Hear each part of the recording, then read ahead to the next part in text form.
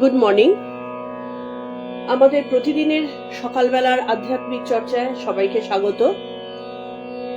আমরা অনেক দিন হয়ে গেছে, আমাদের মাঝখানে বন্ধ ছিল, বেশ কিছুদিন বন্ধ ছিল, এবং যারা দীর্ঘদিন ধরে আমাদের সাথে যুক্ত আছো তারা জানো যে আমি দীর্ঘদিন এখানে ছিলাম না, তো সেই কারণে আমাদের লাইফটা বন্ধ ছিল। আজকের থেকে আবার যথা নিয়মে, যেমন বৃহস্পতি শুক্র দুদিন আমাদের শ্রী শ্রী মায়ের কথা আলোচনা হয়, সেই রকম শ্রী শ্রী মায়ের কথা আলোচনার মাধ্যমে আমরা আবার আমাদের প্রতিদিনের ঈশ্বরীয় আলোচনায়, আধ্যাত্মিক আলোচনায় আমরা ফেরত আসছি। আজকের থেকে আরেকটা জিনিস আমরা শুরু করেছি, তার জন্য একটু টেনশনেও আছি। সেটা হচ্ছে আজকের থেকে আমরা ইউটিউবেও লাইভ করছি। আমাদের যেটা ইউটিউব চ্যানেল, সেখান থেকে আমাদের ডাইরেক্ট লাইভ হচ্ছে। যারা এই লাইভে আসতে চাও তারা আমাদের লাইভ থেকেও তোমরা দেখতে পারো, ইউটিউব লাইভ থেকেও দেখতে পারো। আমাদের এই আধ্যাত্মিক আলোচনার মধ্যে আজকে মায়ের কথা, শ্রী শ্রী মা, আমাদের একটা আলোচনা মাঝখানে হতে হতে আমাদের বন্ধ হয়ে গিয়েছিল, মানে বন্ধ করতে বাধ্য হয়েছিলাম। আমরা সেই জায়গা থেকে আবার শুরু করব, এবং একটু দীর্ঘদিনের অনভ্যাসের কারণে একটা টেনশন, বিশেষ করে মা কি জিনিস, মায়ের কথা আলোচনা করার আগে সেটা না বুঝেই করছি।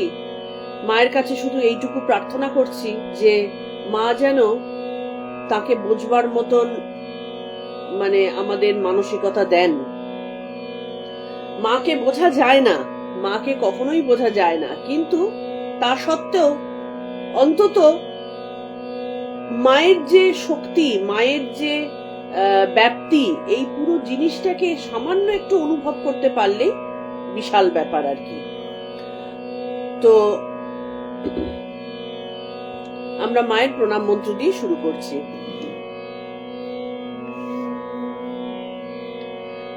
জননীং শারদাং দেবীং রামকৃষ্ণং জগদ্গুরুং পাদপদ্মে তয়ো শ্রিত্বা প্রণমামি মুহুর্মুহু। সর্বমঙ্গলামঙ্গল্যে শিবে সর্বার্থসাধিকে শরণ্যে ত্র্যম্বকে গৌরী নারায়ণী নমোস্তুতে। সৃষ্টি স্থিতি বিনাশানং শক্তিভূতে সনাতনী গুণাশ্রয়ে গুণাময়ী নারায়ণী নমোস্তুতে।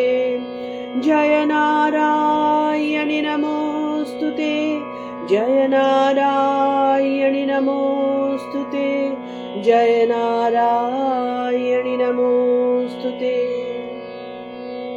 যেহেতু আজকের থেকে আমাদের ইউটিউব লাইভটাও শুরু হচ্ছে, ইউটিউবে যারা যোগ দেবেন সেই বন্ধুদের উদ্দেশ্যে আমি বলি, এটা কোনো ক্লাস নয়, এটা কোনো উপদেশ দেওয়ার জায়গা নয়।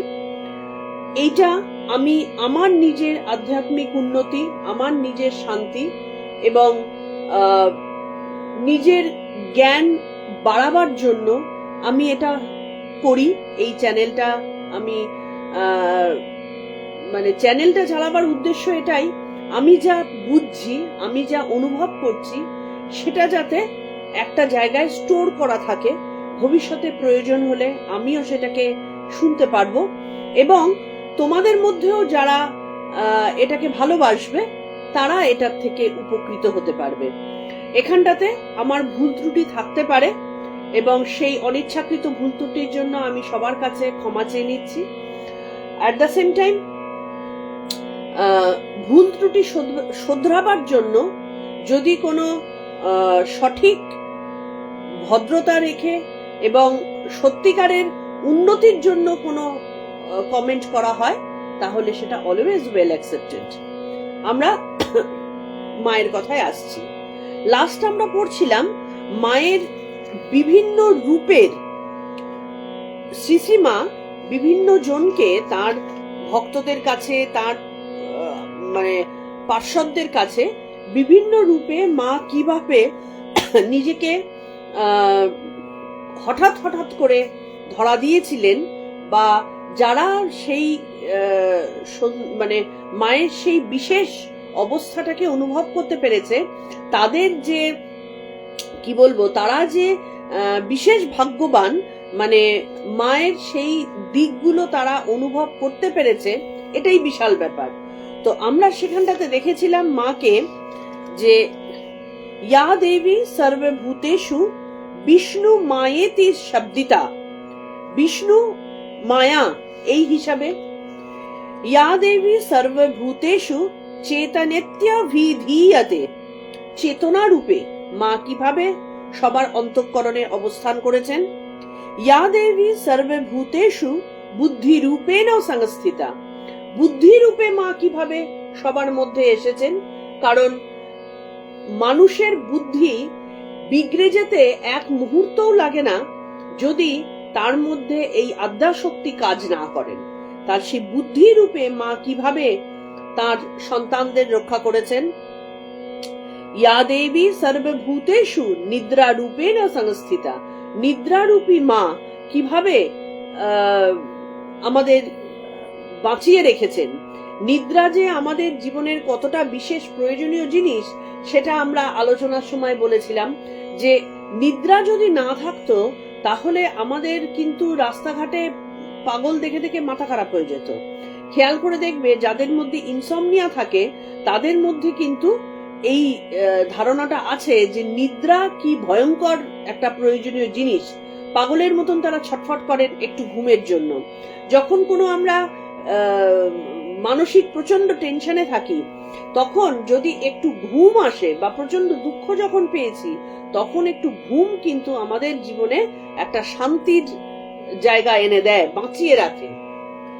ইয়া দেবী সর্বভূতেষু সুধা রূপেণ সংস্থিতা, ক্ষুধা রূপে তিনি আমাদের ভেতরে যে খিদে জাগ্রত করছেন, সেই খিদে আমাদের শারীরিক খিদে হতে পারে। শারীরিক বলতে আমি বলছি আমার পেটের খিদে, যেটা আমরা অন্ন দিয়ে পূরণ করি, মানসিক খিদে, তারপরে শারীরিক খিদে, সব রকমের খিদে দিয়ে আমাদের মধ্যে যদি না থাকতো তাহলে কিন্তু জগৎ এগোতো না। ভেবে দেখো, আমাদের মধ্যে যদি খিদেই না থাকতো, তাহলে মানে জ্ঞানের খিদে যদি না থাকতো কখনোই জগৎ এগোতো না। অন্তরে পেটের খিদে, সেটা যদি না থাকতো আমাদের শরীর থাকতো না। শরীর আছে অথচ খিদে নেই, তার পুষ্টি হতো না। সুতরাং সেই শরীর একটা স্বাস্থ্যসম্মত একটা সুন্দর শরীর তৈরি হতো না। আবার শারীরিক খিদে, সেইটা যদি না থাকতো তাহলে জগতের বৃদ্ধি হতো না। তাহলে এই প্রত্যেকটা খিদের মাধ্যমে আমাদের কাছে খেলা করছেন কে? সেই মাতৃরূপা মায়া শক্তি। তিনি এসে আমাদের মধ্যে ক্ষুধা বৃদ্ধি করছেন বলে কিন্তু আমরা এক একটা বিশেষ বিশেষ জিনিসে আর কি আমরা অগ্রগতি করে যেতে পারছি। তারপরে আসছে ইয়া দেবী সর্বভূতেষু ছায়া রূপেণ সংস্থিতা। ছায়া কথাটার অর্থ কি আমি বলেছিলাম, যে ছায়া মানে এক অর্থে জীব। যখন জীব মানে কি, ঈশ্বর এই যখন বিম্ব কথাটার মানে হচ্ছে ব্রহ্ম।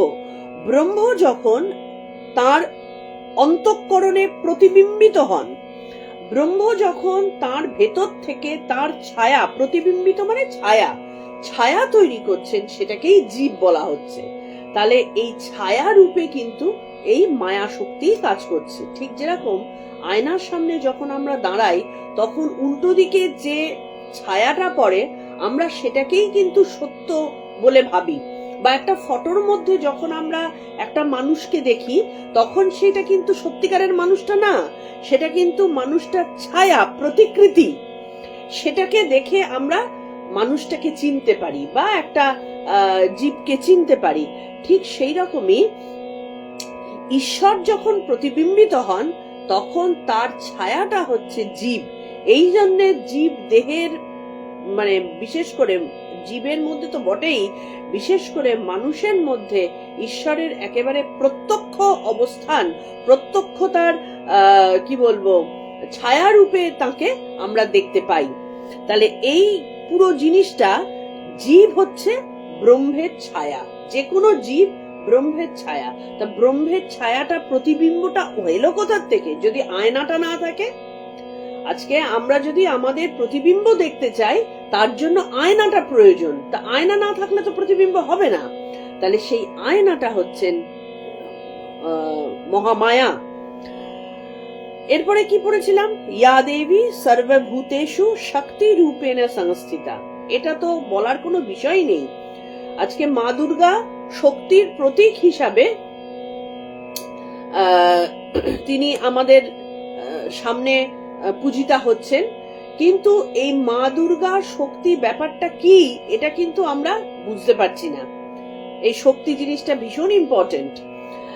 তো এই শক্তি কিন্তু জীবের কথা বলার ক্ষমতা, জীবের জ্ঞানের ক্ষমতা, জীবের ঘুমের ক্ষমতা, চলাফেরার ক্ষমতা, খাওয়ার ক্ষমতা, পূর্ণ ক্ষমতা, যা কুণ্ডলিনী শক্তি রূপে আমাদের ভেতরে নিদ্রিতা রয়েছেন। এই শক্তি, ইচ্ছা শক্তি, এই শক্তির দ্বারাই কিন্তু জগৎ চলছে। তো সেই ইয়েতে মা শক্তি রূপে প্রকাশিতা। ইয়া দেবী সর্বভূতেষু তৃষ্ণা রূপেণ সংস্থিতা। তৃষ্ণা, সেটা শুধুমাত্র জল তৃষ্ণা নয়, তৃষ্ণা হচ্ছে বিষয় বাসনা। এই বিষয় বাসনাটাকে আমরা অনেক তুচ্ছ করে দেখি ঠিকই, কিন্তু এই তৃষ্ণাটাও কিন্তু মায়েরই আরেক রূপ, মায়া।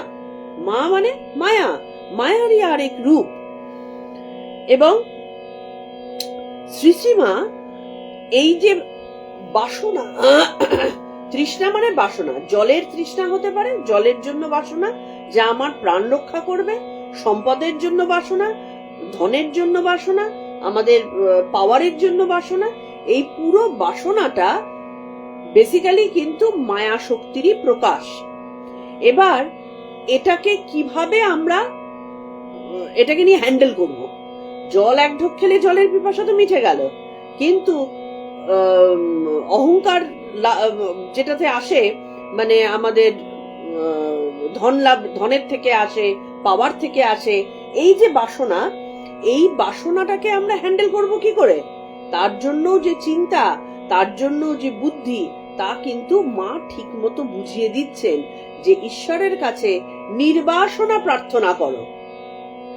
সব পেয়েছি আমি, এইটাকে যদি আমি আমার মনের মধ্যে বসাতে পারি, আমি আমার মাকে পেয়েছি।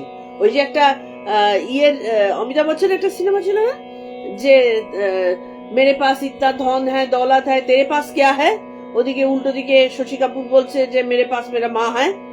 ঠিক সেই রকমই মা আছেন।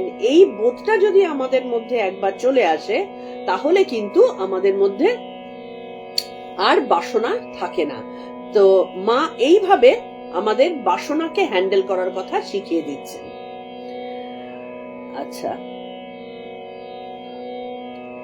এরপরে কি? ইয়া দেবী সর্বভূতেষু ক্ষান্তি রূপেণ সংস্থিতা। ক্ষান্তি মানে ক্ষমা, তিতিক্ষা, সহিষ্ণুতা, যে জিনিসগুলো মনুষ্যত্বের বিশেষ বিশেষ গুণাবলী। ক্ষমা সবাই করতে পারে না। ক্ষমা করতে গেলে প্রচন্ড মনের জোরের প্রয়োজন হয়, ক্ষমা করতে গেলে প্রচন্ড ধৈর্যের প্রয়োজন হয়, জ্ঞানের প্রয়োজন হয়, নিজের প্রতি কন্ট্রোলের প্রয়োজন হয়। তাহলে এই সবকটাই কিন্তু বিশেষ গুণ।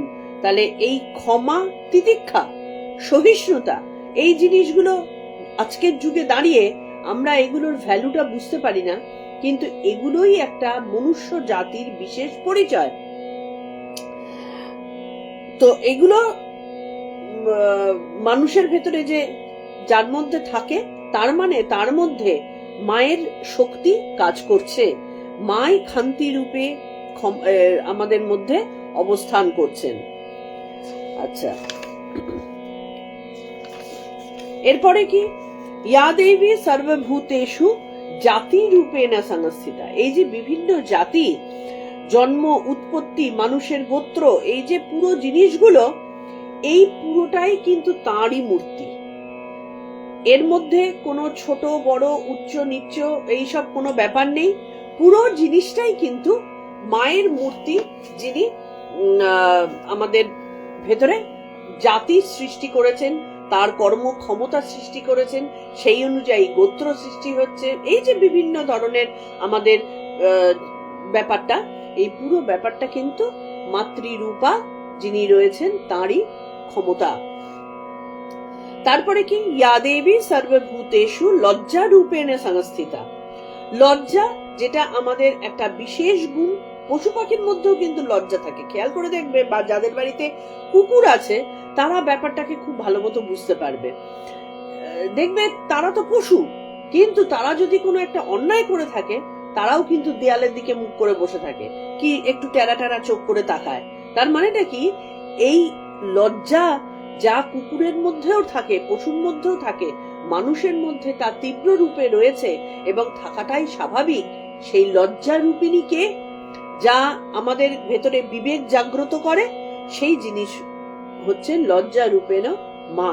মা দেখিয়ে দিয়েছেন লজ্জা ধারণ করে থাকলে আমাদের ভেতরে কত সুন্দর একটা মূর্তি সামনে আসে, লজ্জারূপী মা। এই যে প্রত্যেকটা জিনিস আমরা বলছি, এগুলোকে আমি আর ডেসক্রাইব করছি না এই কারণে যে এগুলো ডিটেলে আমরা অনেকবার আগে বলেছি, খুব ভালো করে ডিটেলে আমাদের বলা হয়েছে। তো সেই কারণে ছোট ছোট করে আমরা জিনিসটাকে এগিয়ে যাচ্ছি আর কি, পরবর্তীতে যাতে যেতে পারি। ইয়া দেবী সর্বভূতেষু শান্তি রূপেণ সংস্থিতা। যখন সারা বিশ্ব উন্মত্ত হয়ে মাতালের মতন আচরণ করতে থাকে, তখন মা কিন্তু একমাত্র যার কাছে গেলে, যার কাছে দুদণ্ড বসলে ভেতর শান্তিতে পূর্ণ হয়ে যায়। যখন প্রচন্ড ভয়ে আমরা নিজেকে গুটিয়ে ফেলি, কোনোভাবে এগোতে পারছি না, তখন মায়ের কাছে একটু বসলে শান্তি পাওয়া যায়। বলি না আমরা, মা মাথায় একটু হাত বুলিয়ে দাও, তাহলে এই মা শান্তি রূপা প্রতিমূর্তি। ছোট্ট একটু আটটু শান্তি না, যে একদিন পেলাম তারপরের দিন শেষ হয়ে গেল, না।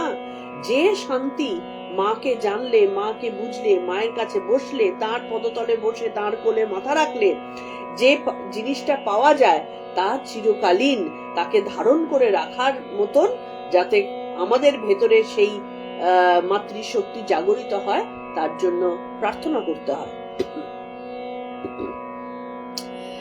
ইয়া দেবী সর্বভূতেষু শ্রদ্ধা রূপেণ সংস্থিতা। শ্রদ্ধা, এই শ্রদ্ধা একটা বিশেষ জিনিস। যে কোনো বিষয়ের প্রতি শ্রদ্ধা, শুধু মানুষে মানুষের শ্রদ্ধা নয়, শুধু ছোটরা বড়কে শ্রদ্ধা নয়, বড়রাও ছোটদের শ্রদ্ধা করবে। যে কোনো বিষয়ের ওপরে শ্রদ্ধা থাকবে, জ্ঞান লাভের পেছনে শ্রদ্ধা থাকবে। যে কোনো কিছু জানার জন্য শ্রদ্ধা যদি না থাকে, তাহলে কখনোই তার পক্ষে কোনো উন্নতি বা কোনো এগিয়ে যাওয়া তার পক্ষে সম্ভব নয়। কারণ শ্রদ্ধা যদি মানুষের মধ্যে না থাকে, তাহলে কথায় বলে শ্রদ্ধাবান লভতে জ্ঞানম, তার মধ্যে কখনো কোনো জ্ঞানের বিকাশ ঘটে না। আমি একটা বিষয় শুনবো, জানবো, পড়বো, সেই বিষয়টার প্রতি আমার যদি শ্রদ্ধা না থাকে, বিশ্বাস না থাকে, তাহলে সেই জিনিস কখনোই তার ভেতরে ঢুকতে পারে না।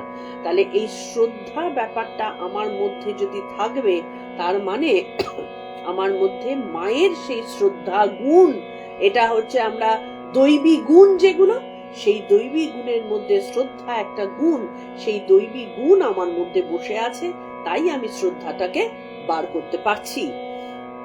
তাহলে মা শারদা ছিলেন এই শ্রদ্ধা রূপেণ সংস্থিতা প্রতিমূর্তি। ইয়া দেবী সর্বভূতেষু কান্তি রূপেণ সংস্থিতা। কান্তি মানে শোভা, সৌন্দর্য, দ্যুতি, যেটাকে আমরা অরা বলি। এই যে দ্যুতি, যার তার নাকটা চোখা কিনা, চোখটা বড় কিনা, গালে টোল পড়ে কিনা, এটা না।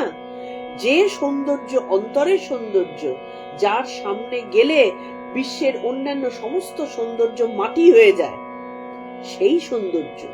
আজকে যখন মায়ের সামনে গিয়ে কেউ দাঁড়াবে, তখন তার কখনোই মনে হতে পারে না যে এর হাতটা লম্বা না খাটো, তিনি নিজে রোগা না কালো, মোটা না কালো, এই জিনিসগুলো থাকবে না। তার সর্ব সৌন্দর্য তার অন্তরে জলজল করছে, যা তার অরা দিয়ে বেরোচ্ছে, সেই সৌন্দর্য।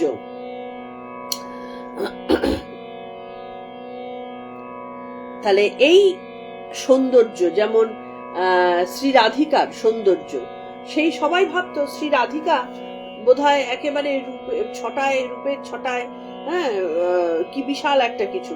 কিন্তু শ্রী রাধিকা থাকতেন খুব সাধারণ ভাবে, তারপরেও তার দুটিতে সারা চারধারে যত মহিলারা ছিল তাদের দুটি ম্লান হয়ে যেত। তাহলে এই দুটিটা কিসের দুটি? তার চোখ নাক মুখ সৌন্দর্যের দুটির কথা কি বলা হয়েছে? কখনো না। তার অন্তরের দুটি, যে সৌন্দর্য দিয়ে সারা বিশ্বের অন্যান্য সমস্ত সৌন্দর্যকে ম্লান করে দেওয়া যায়, সেই সৌন্দর্য। ইয়া দেবী সর্বভূতেষু লক্ষ্মী রূপেণ সংস্থিতা। লক্ষ্মী মানে শ্রী, সম্পত্তি। শ্রী মানে ওই লক্ষ্মী শ্রী কথাটা বলি না আমরা, সেই লক্ষ্মী শ্রী, যেটার মধ্যে সম্পত্তি। এবার সম্পত্তি বলতেই আমরা সবসময় ভেবে নিই যে সেটা টাকা পয়সা হবে, কিন্তু না, সম্পত্তি কিন্তু আমার ভেতরে যদি ভালো কথা বলার একটা গুণ থাকে, এটা আমার সম্পত্তি। আমার ঘরে যদি শান্তি বজায় থাকে, সেই শান্তিটা আমার একটা সম্পত্তি। আমার যদি সুসন্তান তৈরি হয়, সেই সুসন্তান আমার সম্পত্তি। আমার কথা 5টা লোকে শুনছে, এটা আমার সম্পত্তি। আমার মধ্যে সৎ ভাবধারা রয়েছে, এটা আমার সম্পত্তি। তাহলে এই যে সতের দিকে যাওয়া, সতের পথে থাকা, এইটা একটা কিন্তু সম্পত্তি।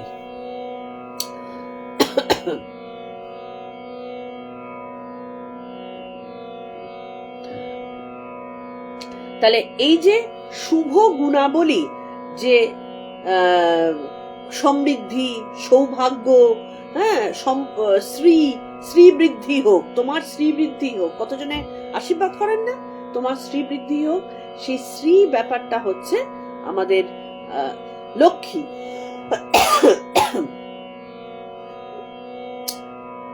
তাহলে মায়ের মধ্যে এই লক্ষ্মী রূপেণ সংস্থিতা, এই ভাব দর্শন করেছেন তার ভক্তেরা। ইয়া দেবী সর্বভূতেষু বৃত্তি রূপেণ সংস্থিতা। বৃত্তি মানে কি? বৃত্তির অর্থ স্থিতি, বিদ্যমানতা, ক্রিয়া, ব্যবহার, আচার আচরণ। খেয়াল করে দেখবে, একটা মানুষের আচরণ দিয়ে সেই মানুষটার বংশের চরিত্র পর্যন্ত বুঝে ফেলা যায়, তার শিক্ষা দীক্ষা বুঝে ফেলা যায়। তুমি কি কথা বলছো এবং কিভাবে কথা বলছো, এই ব্যাপারটা দিয়ে কিন্তু একটা মানুষের অনেক কিছু জেনে ফেলা যায়। সে কিরকম স্কুলে পড়াশোনা করেছে, তার চারিত্রিক গঠন কিরকম, তার বাড়ির বংশ মর্যাদা কিরকম, এই সব জিনিসগুলো কিন্তু বুঝে ফেলা যায়। তাহলে এই বৃত্তি রূপা, যার মধ্যে আচার আচরণ, মনোভাব, সমস্ত কিছু, হ্যাঁ, মায়ের মধ্যে ছিল, এমনকি জীবিকা পর্যন্ত বৃত্তির মধ্যে পড়ে। তা মায়ের মধ্যে এই বৃত্তিমূলক ব্যাপারটা কিন্তু তীব্রভাবে ছিল, যে কারণে এতদিন আগেকার একজন গ্রাম্য বিধবা হয়েও তিনি কিন্তু সদা সর্বদা মেয়েদেরকে নিজের পায়ে দাঁড়াবার দিকে উৎসাহ দিতেন, এবং কখনো কাউকে জোর করে বিয়ে দিয়ে দেওয়া এবং বাড়িতে বসে মনক্ষুণ্ণতায় ভোগা, এই দিকে তিনি কিন্তু প্রশ্রয় দেননি। আচ্ছা, এই অবধি আমরা পড়েছিলাম। আজকে আমরা পড়ব ইয়া দেবী সর্বভূতেষু স্মৃতি রূপেণ সংস্থিতা। স্মৃতি রূপে। আচ্ছা, আমরা কি জানি যে আমাদের স্মৃতি কোথায় সঞ্চিত থাকে? আমরা মনে ভাবি বা জেনে থাকি আমাদের মাথার মধ্যে স্মৃতি সঞ্চিত থাকে, কিন্তু আধুনিক বিজ্ঞানও বলছে এবং আধ্যাত্মিক জগতেও স্মৃতি জিনিসটা কিন্তু ওই মানে কম্পিউটারের ডিভাইসে যেমন ডেটা স্টোর থাকে, ঠিক সেই রকম প্রতিটা রক্তের কণায় কণায় স্মৃতি হিসাবে থাকে। শুধুমাত্র মাথায় কয়েকটা ব্রেন সেলের মধ্যে কিন্তু স্মৃতি থাকে না। তাহলে এই স্মৃতি রূপে আমরা জন্ম জন্মান্তরে কিন্তু ওই জিনিস বহন করি। যেরকম ধরো দেখবে অনেক সময় ঘুমের মধ্যে অনেকের হয় হঠাৎ করে যেন পড়ে যাচ্ছি কোনো উঁচু জায়গার থেকে, হয় না এরকম? এইটাকে আমরা দুর্বলতা ভাবি বা অনেক কিছু ভাবি, কিন্তু বেসিক্যালি বলা হয়, এটা বৈজ্ঞানিকেরা বলেন, যে আমাদের স্মৃতিতে আমরা যখন বানর অবস্থায় গাছে থাকতাম, সেইটা কিন্তু আমাদের রক্তে আছে, আমাদের জিনে আছে। কোনো সময় সেই স্মৃতি থেকে পড়ে যাওয়া জিনিসটা আমাদের ভেতরে জাগরিত হয়ে যায়, তখন সেটা আমাদের ঘুমের মধ্যে এসে যায়। আবার দেখবে এমন অনেক বহু পুরনো জিনিস আমরা কখনো ভাবতেই পারিনি যে এটা কবে আমার সাথে ঘটেছিল, মাথার মধ্যে ঠিক এসে যাবে। সেই স্মৃতির মাধ্যমে আমরা একটা ভুল হয়তো কাজ করতে আটকে গেলাম। তাহলে সেই বলছেন স্মৃতি মানে স্মরণ, চিন্তা, স্মরণ শক্তি, অনুভূত বিষয়ের জ্ঞান।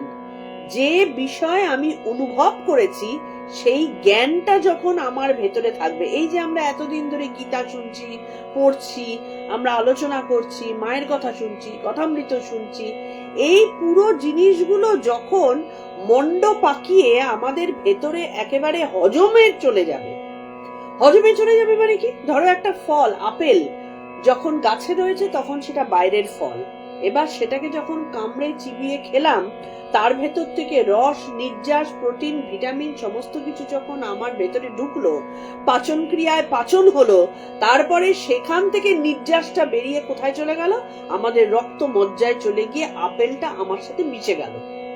অ্যাজ ইফ আপেলটা বাইরে ছিল কিন্তু আমার সাথে মিশে আমি আপেল এক হয়ে গেলাম। কিন্তু যখন রক্তমজ্জায় মিশে আপেলের গুণাবলী, তার ভেতরে যে গুণগুলো রয়েছে, সেই গুণগুলো যখন আমার ভেতরে গ্রহণ করে সেটা রক্তমজ্জায় মিশে গেল, তখন সেটা কি হয়ে গেল, আমাদের শরীরের একটা অঙ্গ।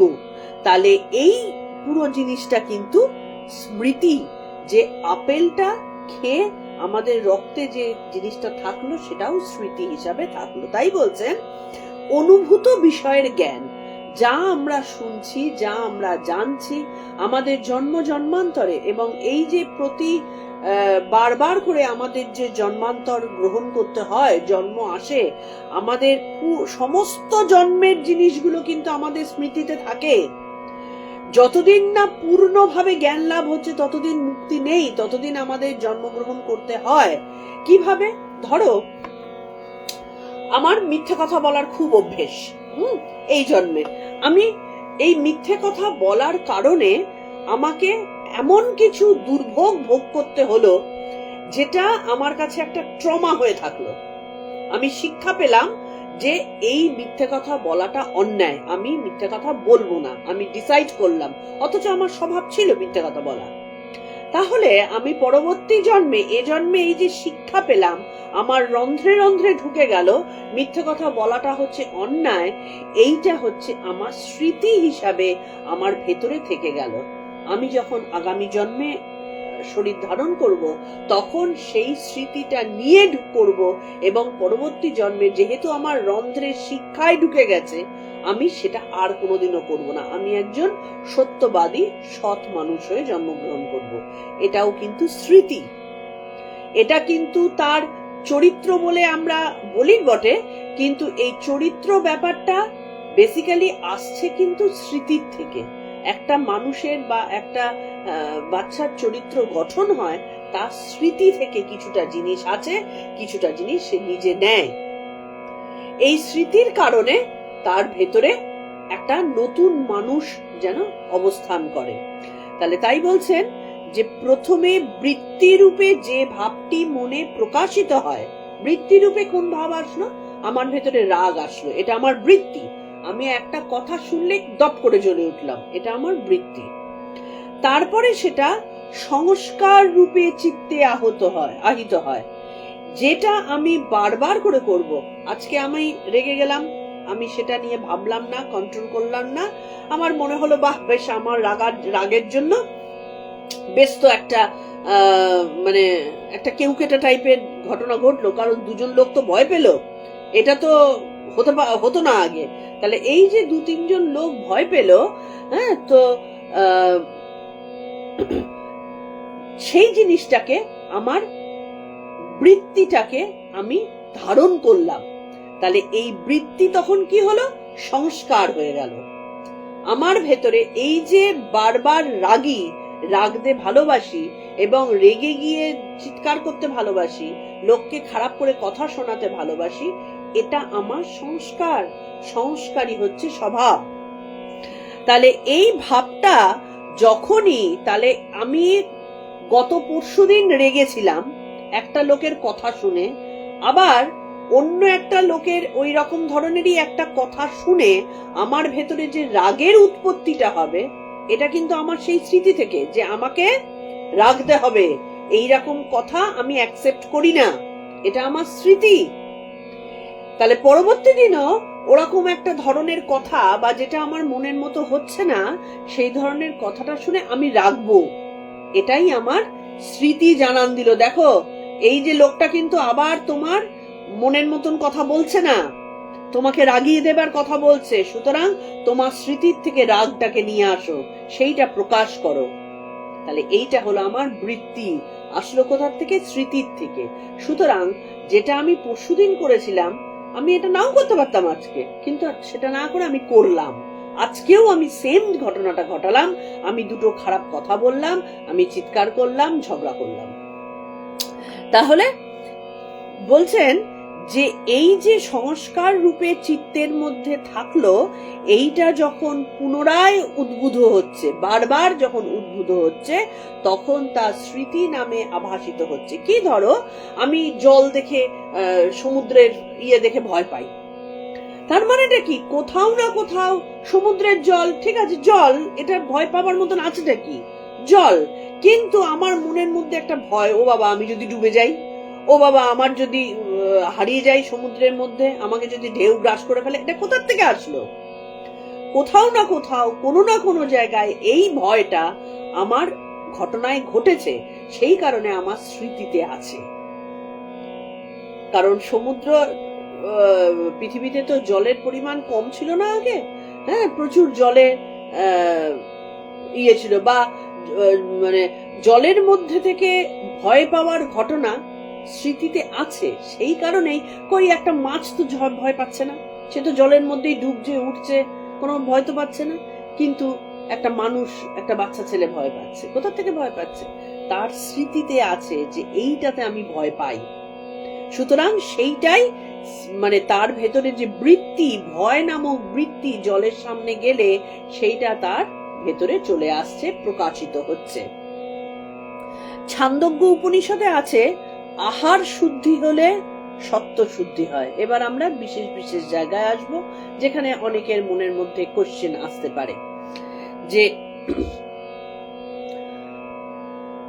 দেখো, এখানে বলছেন আহার শুদ্ধ হলে সত্য শুদ্ধি হয়, মানে আমার মধ্যে সত্য গুণ প্রকাশিত হয়। কিসের থেকে? আহার যদি শুদ্ধ হয়। কিভাবে? এই কারণে মুনি ঋষিরা বা তখনকার দিনে যারা ক্রিয়াযোগী বা যারা যোগী আর কি, তারা কিন্তু শুদ্ধ আহারের দিকে বিশেষ মনোযোগ দেন। শুদ্ধ আহার মানে শুধুমাত্র যে গাছ থেকে পাকা ফল বা ওই ধরনের, তা না। কিভাবে রান্না হচ্ছে, কিভাবে খেতে দেওয়া হচ্ছে, সেটার উপরে। তোমরা নিজেরাই, আমরা দেখি না যে যখন ধরো একটা খুব ভালো রান্না, কিন্তু হঠাৎ করে দেখলাম রান্নাঘরটার দিকে তাকিয়ে, ওরে বাবা এত সুন্দর রান্নাটা, কিন্তু রান্নাঘরটা এত নোংরা, দেখে ঘেন্না লাগছে, দেখবি সেই খাবারটা খেয়ে পেট খারাপ হবে। আবার একটা ভালো রান্না, কিন্তু পরিবেশন করলে এত বিচ্ছিরি করে, খাবারের ইচ্ছাটাই চলে গেল, খেতে আর ভালো লাগছে না পরিবেশন দেখে। এই পুরো জিনিসগুলো কিন্তু আমাদের মনের ওপরে বিশেষভাবে ক্রিয়া করে। তাহলে কি, একটা আমার শক্ত মন হলো না, আমার মনের মধ্যে খিটখিটে ভাব আসলো। আবার যদি পচা খাবার হয়, বা যা আমার শরীরের জন্য, হ্যালো হ্যালো একটু জল দে আমাকে, যা আমার শরীরের জন্য ঠিক নয়, সেইটা কিন্তু শরীর যেটাকে গ্রহণ করতে পারবে না, গ্লাসে করে, শরীর যেটাকে গ্রহণ করতে পারে না, সেই জিনিসটা কিন্তু আমাদের মানে শুদ্ধ খাবারের দিকে এলো না। তো তার মানে বলছেন যে আহার শুদ্ধি হলে সত্য শুদ্ধি হয়। কে পরিবেশন করছে, কি মন নিয়ে পরিবেশন করছে, কিভাবে রান্না হচ্ছে, কি বিষয় রান্না হচ্ছে, এটার মধ্যে কিন্তু ওটা আমিষ না নিরামিষ, ওটার মধ্যে মাছ আছে না মাংস আছে না ডিম আছে না ভেজ আছে, এটা না, কিন্তু শুদ্ধতা। এইটা আমরা বহুদিন আগে গীতাতে পড়েছিলাম, এরপরে আবার পড়ব যে শুদ্ধ আহার কাকে বলে। তাহলে কিন্তু যদি আহার শুদ্ধ থাকে তাহলে আমাদের ভেতরে শুদ্ধ মন, একটা মা যখন খেতে দেয়, একটা সুন্দর করে পরিপাটি করে খাবারটা দিল, সুন্দর জায়গায় রান্না হলো, মা মনোযোগ দিয়ে রান্না করেছেন, সুতরাং সেই রান্নাটা মোটামুটি ভালো হয়। দেখবে পরিতৃপ্তি করে ছেলে মেয়ে খেয়ে উঠে যায়, এবং এই পরিতৃপ্তির কিন্তু একটা মানে মনের মধ্যে কাজ করার একটা বিশেষ ব্যাপার রয়েছে, যে আমি পরিতৃপ্ত হয়ে আমি উঠলাম। তো সেইটা সত্য শুদ্ধি হলো।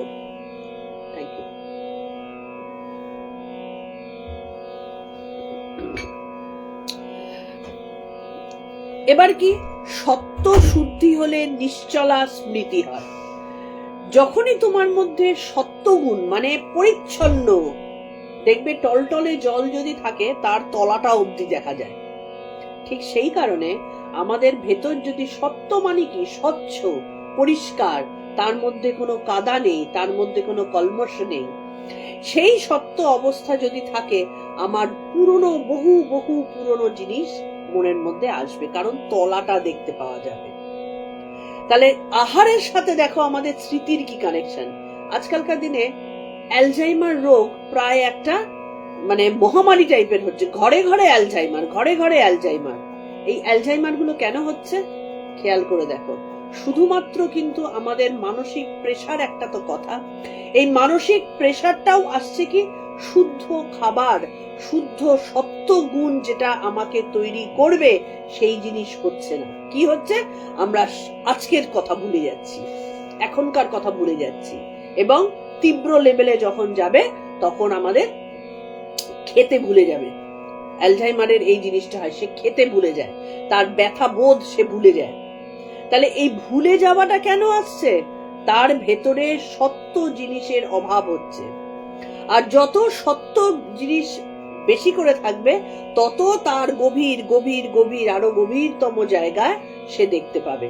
ওই জন্য যারা ত্রিকালজ্ঞ তারা এতটাই শুদ্ধ সত্য থাকেন বলে তারা 3 কাল পর্যন্ত দেখতে পাচ্ছেন, কত জন্মের জিনিস তিনি দেখতে পাচ্ছেন, পুরনো জিনিস তিনি দেখতে পাচ্ছেন। তাহলে কোন লেভেলে তার স্মৃতিটা থাকে কল্পনা করে দেখো।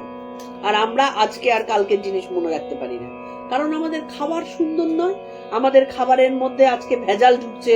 আমাদের খাবার যখন রান্না করে দিচ্ছে বাড়ির, আমার বাড়িতেই বলছি, বাড়ির কাজের লোক রান্না করছে এবং জঘন্য মানসিকতা নিয়ে রান্না করছে, তার শুধু উদ্দেশ্য হচ্ছে টাকাটা রোজগার করব, তার উদ্দেশ্য কখনোই কি বলে একে খাইয়ে তৃপ্ত করব নয়। সুতরাং তার সেই মানসিকতার প্রভাব সবই তো আমাদের পুরো বিশ্ব ব্রহ্মাণ্ড কিন্তু একটা তরঙ্গের ওপরে চলে, সেই তরঙ্গটা কিন্তু ওই খাবারের মধ্যে যখন তার রান্না হচ্ছে সেটা পড়ছে।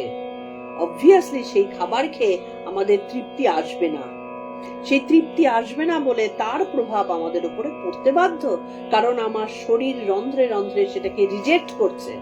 আমরা ভাবছি পেট ভরে গেল, কিন্তু বেসিক্যালি রিজেক্টেড হলো। সেই কারণে আমাদের স্মৃতিতে প্রবলেম হয়। তাই বলছেন যে আহার শুদ্ধি হলে সত্য শুদ্ধি হয়, সত্য শুদ্ধি হলে নিশ্চলা স্মৃতি হয়, স্মৃতি লাভ হলে হৃদয় গ্রন্থি বিনষ্ট হয়। হৃদয় গ্রন্থি মানে আমাদের এই যে হৃদয় গ্রন্থি রয়েছে, আমাদের যে 7টা চক্র, সেই হৃদয় গ্রন্থি মানে গিট, এই গিট ভেদ হয়ে যায়। এই গিট ভেদ করে আমাদের যেতে হবে কোথায়, কুণ্ডলিনী শক্তি থেকে ধীরে ধীরে বিভিন্ন এই 7টা চক্রকে ভেদ করে আমাদের সহস্রারে তুলতে হবে।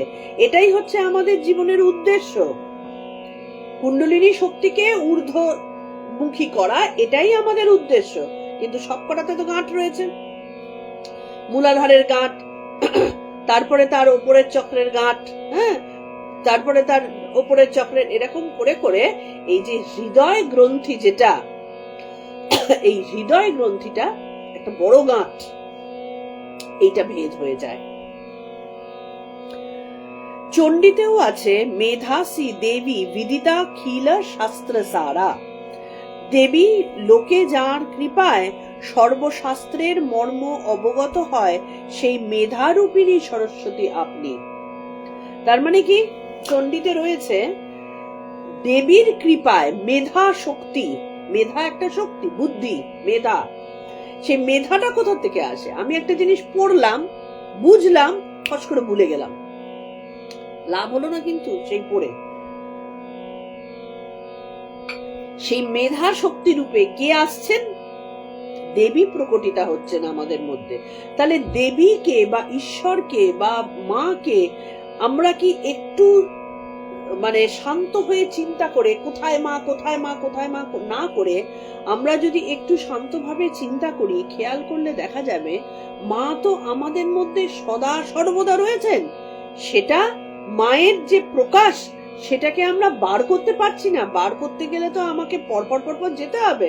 এই যে স্বাস্থ্যসম্মত খাবার, তারপরে আমাদের স্মৃতিকে শক্ত করা, তারপরে আমাদের সত্য গুণকে আরো দৃঢ় করা, এই জিনিসগুলো আসলে তবে না মায়ের রূপকে আমরা বুঝতে পারবো।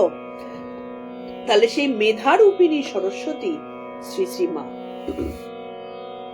শ্রীমা অগণিত শ্রীমা শিষ্য ও ভক্তদের মধ্যে সর্বদা ভগবত স্মৃতি জাগিয়ে রাখতেন। মায়ের কাছে যারা যেতেন তারা মায়ের কাছে গিয়ে কিসের গল্প করতেন? আমার জমি কেন বিক্রি হচ্ছে না, কি আমি কেন মামলাটাতে হেরে গেলাম, এইসব গল্প করতেন।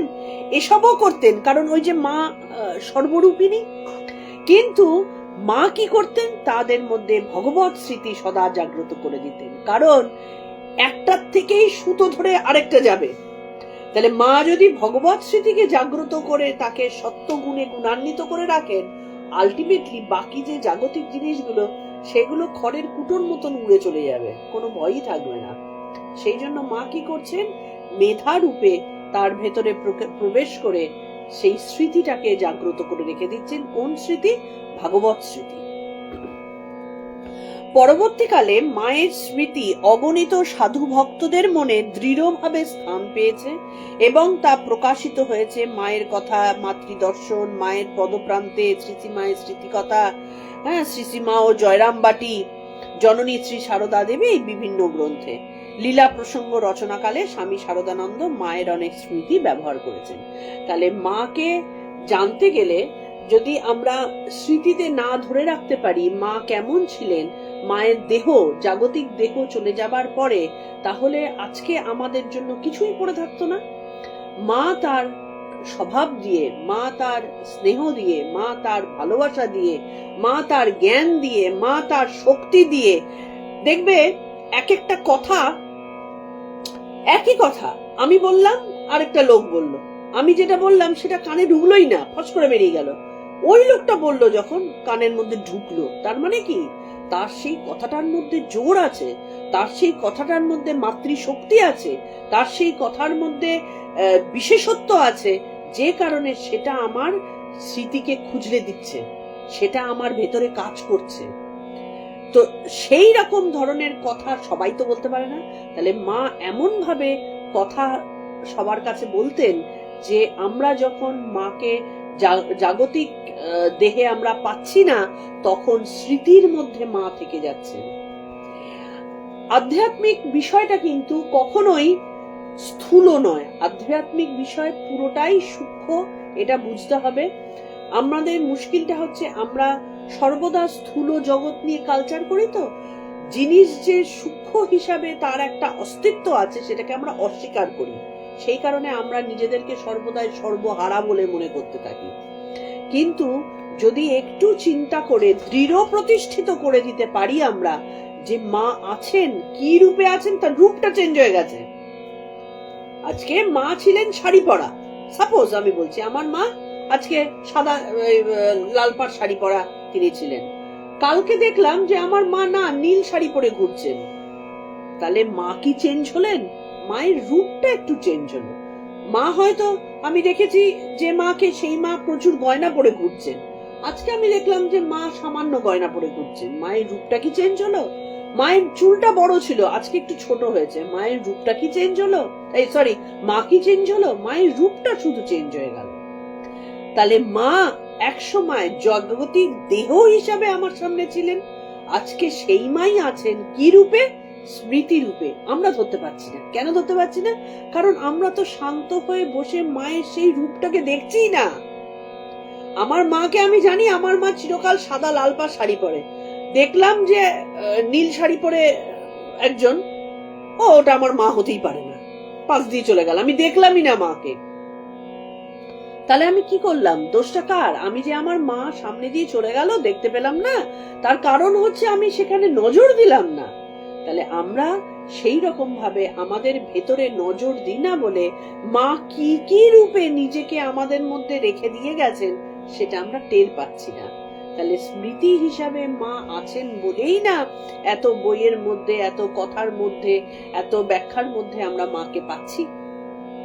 আজকে যারা মাকে দেখেছেন,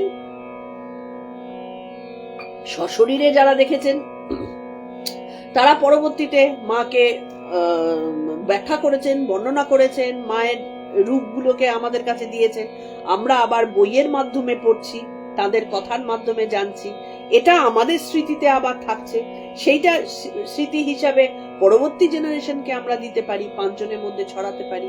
তাহলে মাকে আমরা দেখতে পাচ্ছি, মা আমার সাথে আছেন, এই বোধটা দৃঢ়ভাবে ভেতরে বসাতে গেলে আগে আমাদের তো বসতে হবে, চোখ তাকিয়ে তো দেখতে হবে যে মা সাদা শাড়ি পরে আছেন না মা নীল শাড়ি পরে আছেন। ওই নীল শাড়ি পরে যেটা আছেন সেটাও আমার মা। সেই কারণে আমাদের শান্তভাবে বসে আমাদের স্মৃতিটাকে, আমাদের ভেতরের প্রত্যেকটা জিনিসকে অনুভব করতে হবে যে এই যে স্মৃতি রূপে আমার ভেতরে যেটা উদয় হচ্ছে, মা এই রূপে আছেন। আচ্ছা, এই রূপে থেকে মাকে নীল শাড়ি পরা অবস্থায় আমার ভালো লাগছে না, আমি মাকে সেই সাদা লাল পা শাড়ি রূপেই চাই। সেটার মানে দেখি আমার ভেতরে একটা চিন্তার উদয় হচ্ছে, যেটা জন্মান্তরের চিন্তা, জন্মান্তরের স্মৃতি। সেই স্মৃতিটা ভালো স্মৃতি না। সেই ভালো স্মৃতিটা আনবার জন্য তাহলে আমার সেই খারাপ স্মৃতিটাকে ধ্বংস করতে হবে, করে ভালো স্মৃতিকে আনতে হবে। তার জন্য শুদ্ধ সত্য আনতে হবে মাকে, ঠিক? তাহলে স্মৃতি হিসাবে, চিন্তা হিসাবে আমার ভেতরে মা যদি এমন একটা রূপে আসেন যেটা আমার ভালো লাগছে না, আমার ভালো করছে না, তাহলে মাকে সেই কাপড় ছাড়াতে হবে, চেঞ্জ করতে হবে। তা মাকে সেই কাপড় ছাড়িয়ে চেঞ্জ করতে গেলে কি করতে হবে? আমার ভেতরের যে গুণাবলীটা, যা দিয়ে আমি মাকে আবার আমার মতন করে দেখতে পাবো, সেইটাকে তৈরি করতে হবে। তো তার জন্য আমাকে স্মরণ করতে হবে, মনন করতে হবে, ধ্যান করতে হবে, পড়তে হবে। এইভাবে না মায়ের রূপ চেঞ্জ হবে।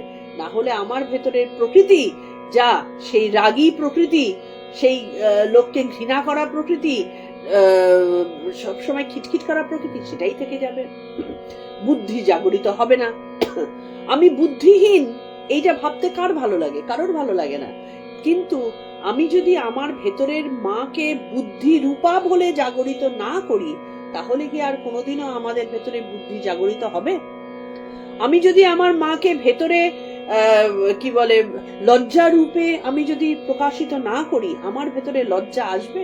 এই যে রাস্তায় আজকাল সবাই হাতে সিগারেট নিয়ে খেতে খেতে যাচ্ছে, বড়দের দেখে সিগারেটটা লুকায়ও না, মানেটা কি? তার ভেতরেও মা আছেন, কিন্তু যে রূপে মা আছেন সেই রূপটা একদিন তার নিজেরই ভালো লাগবে না। তার নিজেকে সেই কারণে তার সেই রূপটাকে চেঞ্জ করতে গেলে কি করতে হবে? নিজের পরিবর্তন করতে হবে। নিজের পরিবর্তন করলেই মা সেই রূপে তার কাছে প্রকাশিত হবে।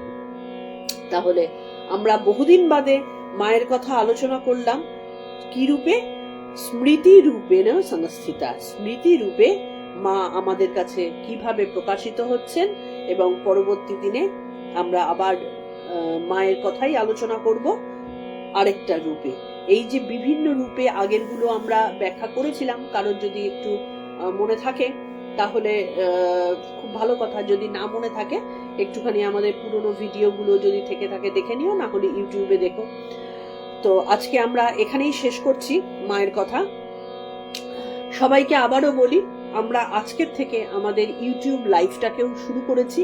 আমাদের একসাথে দুটো লাইভ চলছে, ফেসবুক লাইভও চলছে, ইউটিউব লাইভও চলছে। তোমাদের কারোর যদি মনে হয়ে থাকে যে আমাদের জিনিস কেউ দেখতে চায়, তাহলে তাকে ইউটিউবেও তোমরা সাজেস্ট করতে পারো। বহু লোকজন আশা করি আমাদের ইউটিউবে যারা আছেন তারা আসবেন, দেখবেন, কমেন্ট করবেন, যেগুলো আমার জ্ঞানকেও আরো উন্নত করবে। তাহলে ভালো থেকো সবাই। ঠাকুরমা স্বামীজির পায়ে আমার আলুণ্ঠিত প্রণাম জানিয়ে মায়ের পায়ে আমার বিশেষ বিশেষ প্রণাম জানিয়ে আজকের মতন আমাদের এই মাতৃকথা আলোচনা শেষ করছি। আগামী দিনের নোটিশের জন্য থেকো।